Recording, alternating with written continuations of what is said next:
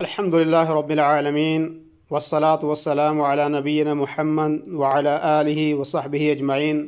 ساری تعریف اللہ کے لیے ہیں جو اول سے ہے اور آخر تک رہے گا، اور آپ کے آخری نبی جناب نبی کریم صلی اللہ علیہ وسلم پر درود و سلام نازل ہو۔ جیسا کہ آپ جانتے ہیں کہ امام نووی رحمہ اللہ کی کتاب الاربعین النوویہ جو 40 احادیث کا مجموعہ ہے، اس کی مختصر ہم شرح کر رہے ہیں، اور آج جس حدیث کی ہم شرح کریں گے وہ حدیث نمبر 17 ہے، جس میں احسان کا حکم دیا گیا ہے، بھلائی کا حکم دیا گیا ہے، اور یہ کہا گیا ہے کہ ہر چیز میں احسان ہونا چاہیے، یہاں تک کہ آپ اگر جانوروں کو ذبح کرتے ہیں تو ان کے ساتھ بھی احسان کا معاملہ کیا جائے۔ حدیث یہ ہے: عن ابی یعلی شداد بن اوس رضی اللہ تعالی عنہ عن رسول اللہ صلی اللہ علیہ وسلم قال: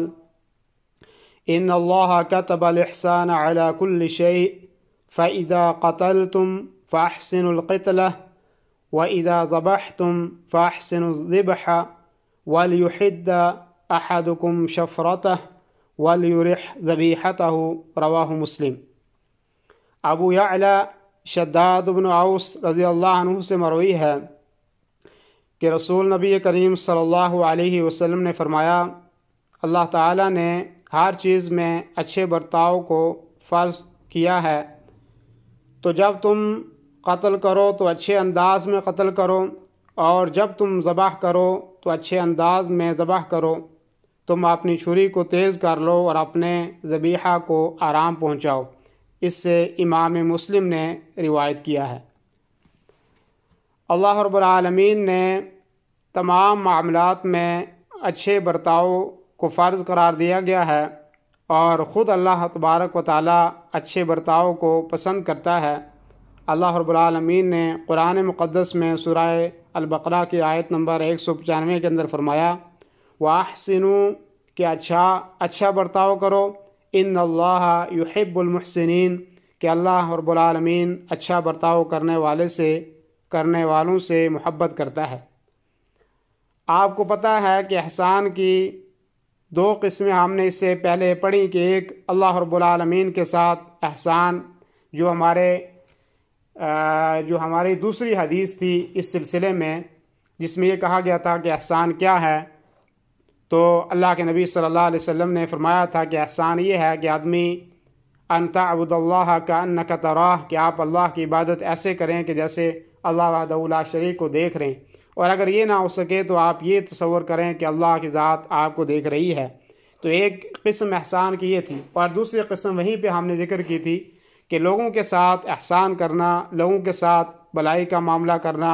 ان کے ساتھ حسن سلوک سے پیش آنا، یہ بھی احسان کی قسم ہے۔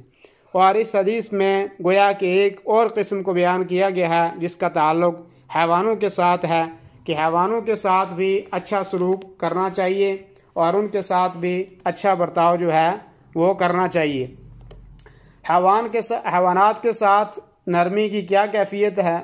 وہ یہ ہے کہ جب ان کو ذبح کیا جائے تو ان کے ساتھ ذبح کرتے وقت اچھا سلوک کیا جائے، اور اچھے برتاؤ کی آپ کو پتہ ہے کہ مختلف صورتیں ہو سکتی ہیں۔ ایک تو یہ کہ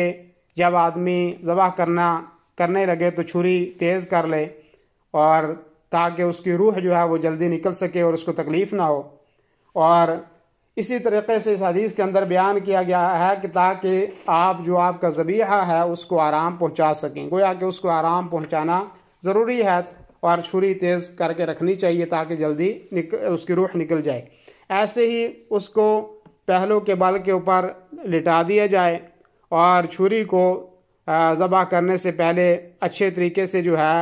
وہ تیز کیا جائے، اور چھری ان کو دکھائی بھی نہ جائے۔ اور اسی طریقے سے یہ ہے کہ ایک جانور کے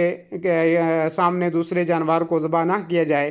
اور ایسے ہی جانور کے سامنے چھری کو تیز نہ کیا جائے، اور ایسے ہی جب تک اس کی روح مکمل نہ نکل جائے تب تک اس کی چمڑی وغیرہ نہیں اتارنی چاہیے، اور نہ ہی اس کی گردن کو الگ کرنی چاہیے، اور نہ اس کی ہڈیاں جو ہیں وہ الگ کرے یا اس کی ہڈیاں توڑ دے، تاکہ یہاں پر اللہ کے نبی صلی اللہ علیہ وسلم کے اعلیٰ اخلاق کے معلوم ہوتے ہیں کہ آپ جانوروں کے ساتھ بھی اچھا سلوک کرتے تھے، اور یہاں تک کہ آپ صلی اللہ علیہ وسلم نے اس عورت کا ذکر کیا کہ جس عورت نے ایک بلی کو قید کر لیا تھا اور اس کو نہیں چھوڑا تھا کہ تاکہ وہ کیڑے مکوڑے کھا کے اپنا پیٹ بھرتی، اور اس کو قید کر کے رکھا یہاں تک کہ وہ مر گئی، اور فرمایا کہ اس کی وجہ سے وہ عورت جہنم کے اندر جائے گی۔ تو ویسے بھی جانوروں کے ساتھ اچھا سلوک کرنا چاہیے، لیکن جب